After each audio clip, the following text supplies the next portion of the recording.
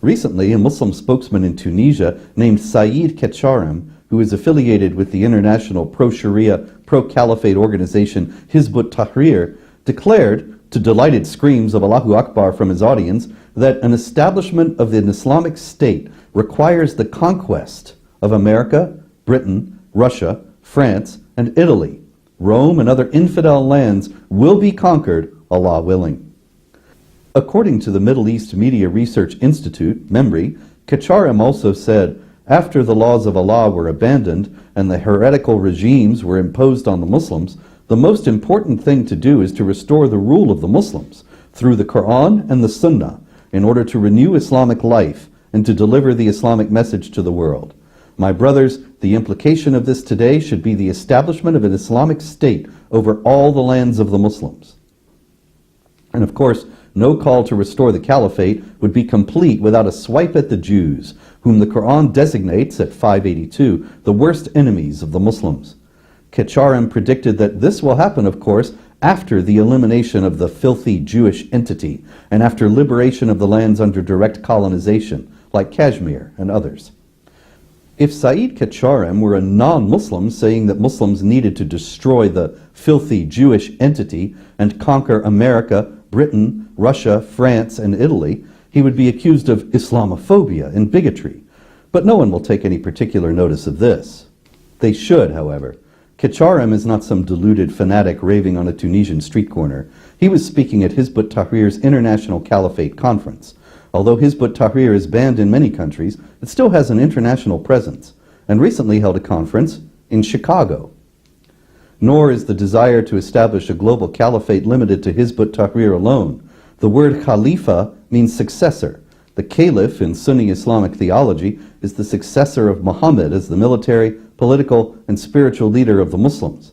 As I show in my book, The History of Jihad, From Muhammad to ISIS, the great caliphates of history, from the immediate post-Muhammad period of the rightly guided caliphs to the Umayyads, Abbasids, and Ottomans, as well as other Islamic states, all waged relentless jihad warfare against non-Muslims, subjugating them under the rule of Islamic law and denying them basic rights. These weren't the actions of a tiny minority of extremists, abhorred by the vast majority of peaceful Muslims for hijacking their religion. This was, for 14 centuries, mainstream normative Islam, carried forth by the primary authorities in the Islamic world at the time.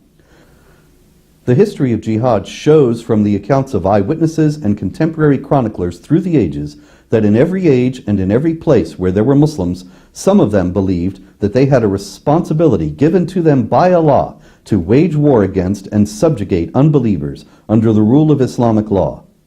And so it is today. Saeed Kecharem has enunciated that responsibility more clearly and directly than most Muslim spokesmen do these days, but he is by no means the only one who believes that it exists. What is noteworthy also about the history of jihad is something that it does not contain. As the jihadis move against non-Muslim states without any let-up, pause, period of coexistence, period of tolerance, reformation, or reconsideration, there never appears any force of Muslims to oppose them. While it is undoubtedly true that not all Muslims in any given age have ever waged jihad, there has never been in Islamic history an Islamic entity or organization that was opposed to waging jihad and dedicated to stopping those who were waging it. So it is today. Islamic groups in the West issue pro forma condemnations after every jihad terror attack, but are doing little or nothing to try to prevent the next one.